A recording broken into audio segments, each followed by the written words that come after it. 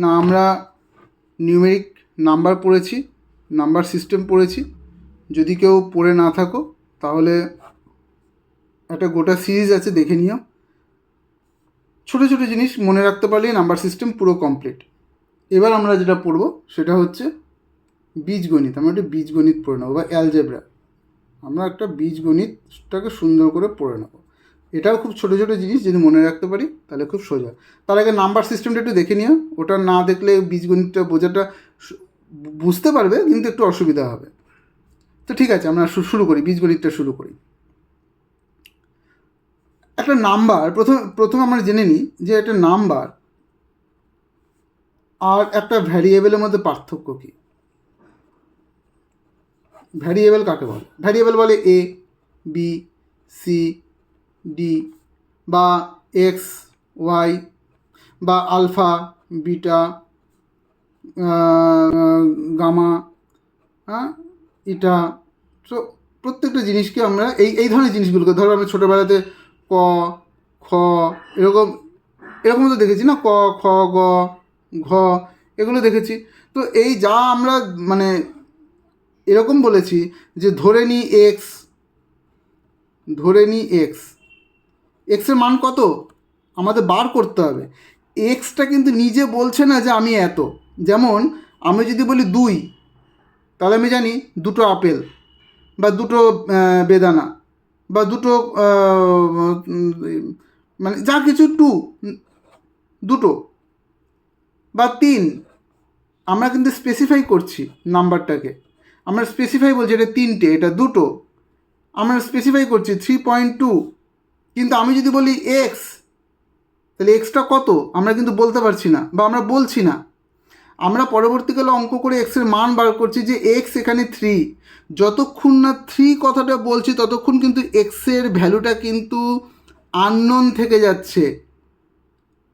X যতক্ষণ না বলছি যে এটা 3, এক্সের মান 3, ততক্ষণ কিন্তু বুঝতে পারছি না যে এক্সের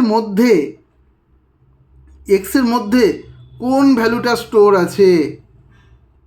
তাই জন্য একে আমরা কি বলছি? ভ্যারিয়েবল। একে আমরা বলছি ভ্যারিয়েবল, আর এদেরকে বলছি নাম্বার। তাহলে ভ্যারিয়েবল আর নাম্বারের মধ্যে পার্থক্য বোঝা গেল। ধরে নাও আমি যদি নাম্বারে 2 + 2 করি, কত হবে? 4। 3 + 3 করি, কত হবে? 6। আমরা যদি এরকম করি যে, মানে ধরে নিচ্ছি, এরকম করে ধরে নিলাম 3 মানে হচ্ছে 1 × 3 লিখতেই পারি। 3 মানে 1 × 3 মানে হচ্ছে 3।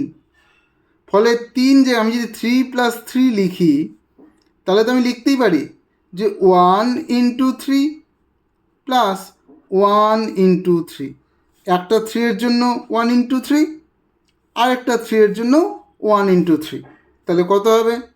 আমি যদি 3টাকে কমন নিয়ে নিই, এই 3টাকে যদি কমন নিয়ে নিই, তাহলে কী হবে? এখানে একটা 1 বসলো, এখানে একটা 1 বসলো, 1 + 1। ভালো করে দেখো, একটু অন্যরকম ভাবে করাচ্ছি, কিন্তু কনসেপ্টটা তৈরি করার জন্য। তাহলে 1 + 1 কত হচ্ছে? 2। 2 × 3, ব্র্যাকেটের বাইরে কোনো সাইন না দিয়ে আমি যদি লিখি কিছু, তার মানে এটা ইন্টু হয়, মাল্টিপ্লাই হয়। তাহলে এটা রেজাল্ট হলো 2, এইটা 2, আর এই 3টা বাইরে ছিল যেটা, সেটা × 2। ডট দেওয়াটাকে ইন্টু বলে। আমি ইন্টু চিহ্ন যা, এই ডট চিহ্নটাও তাই। 3 × 3ও যা, এটাকে 3.3ও লেখা যায়। 3.3 আলাদা জিনিস, কিন্তু 3.3 মানে হচ্ছে 3 × 3। 3-এর সঙ্গে 3 মাল্টিপ্লাই হচ্ছে। তাহলে 2-এর সঙ্গে 3 মাল্টিপ্লাই হচ্ছে, কত হচ্ছে? 6। তাহলে আমরা দেখো এখানে 3 + 3 কত হয়? 6 হয়। আমরা কিন্তু এভাবে বার করতে পারি যে কেন হচ্ছে 6, কীভাবে হচ্ছে 6। তো একইভাবে 3-এর জায়গাতে আমি যদি লিখি x + x, আমি 3-এর জায়গাতে যদি লিখি 3 + 3 না লিখলে x + x, তাহলে আমি লিখতে পারি 1 × x, কারণ x × 1 কত হয়?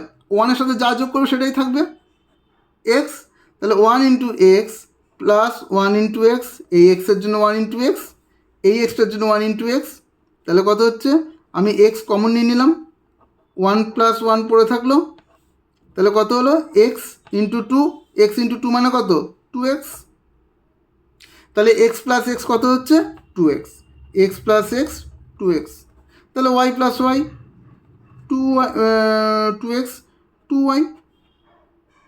এইবার ধরো কেউ জিজ্ঞেস করলো যে আমাকে এক্স প্লাস এক্স না, আমাকে বলো 2x প্লাস এক্স কত হয়।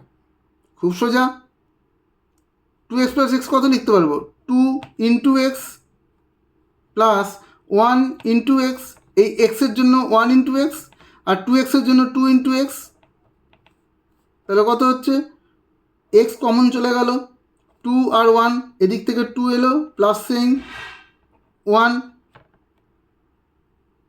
তাই তো 1, তাহলে কত হচ্ছে এক্স, এটা কত 3 ইন্টু 3 কত হবে 3x, তাহলে 2x প্লাস এক্স কত হয় 3x।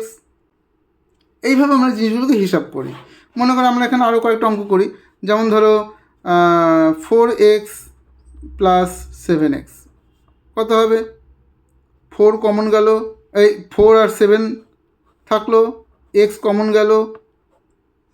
না বুঝতে পারলেও কমেন্ট করবে, কেউ যদি মনে করে যে আমি বুঝতে পারিনি কোনো একটা জায়গা আমাকে বলবে, আমি তাকে ইন্ডিভিজুয়ালি ক্লাস করাবো, তার জন্য পয়সাও লাগবে না, একদম বিনা পয়সায় ক্লাস হবে। কমেন্ট করে আমাকে বলবে যে আমি যেটা বুঝতে পারিনি স্যার আমাকে বোঝান। পড়াচ্ছি মানে তোমাদেরকে পূর্ণ শেখানোর দায়িত্বটা আমি নিয়েছি, যখন নিয়েছি তখন আমার দায়িত্ব তুমি যদি কোনো জায়গাতে ক্লিয়ার না হও। এই ভিডিওগুলো আমি বেশি লম্বা করতে পারবো না, কারণ এগুলো সবার জন্য।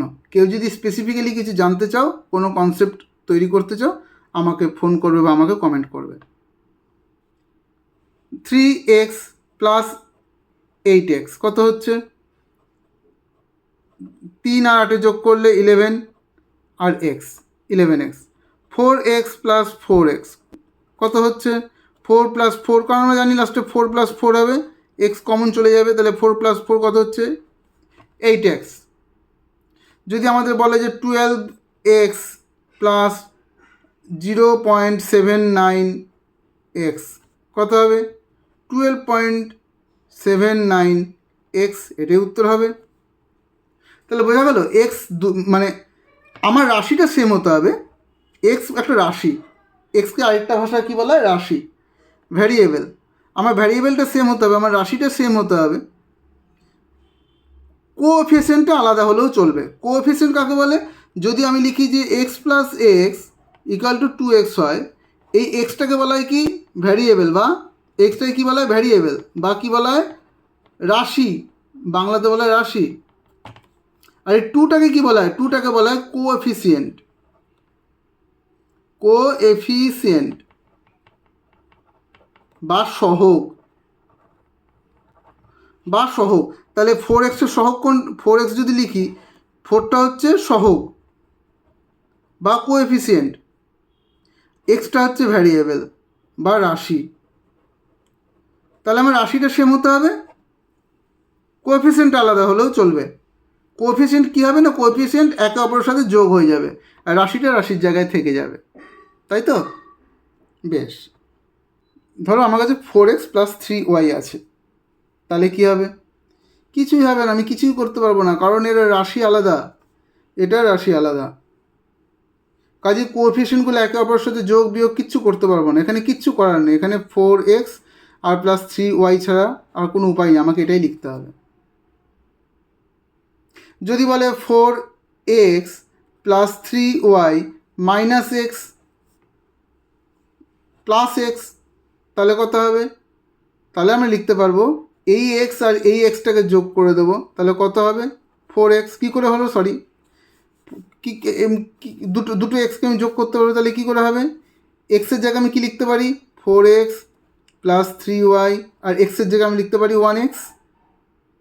তাহলে 4 প্লাস 1 যোগ হবে, এক্সটা কমন চলে যাবে, এটা গেলে একটা, প্লাস 3y যেটা ছিল সেটা পড়ে থাকবে প্লাস 3y, তাহলে কত হবে 5x প্লাস 3y।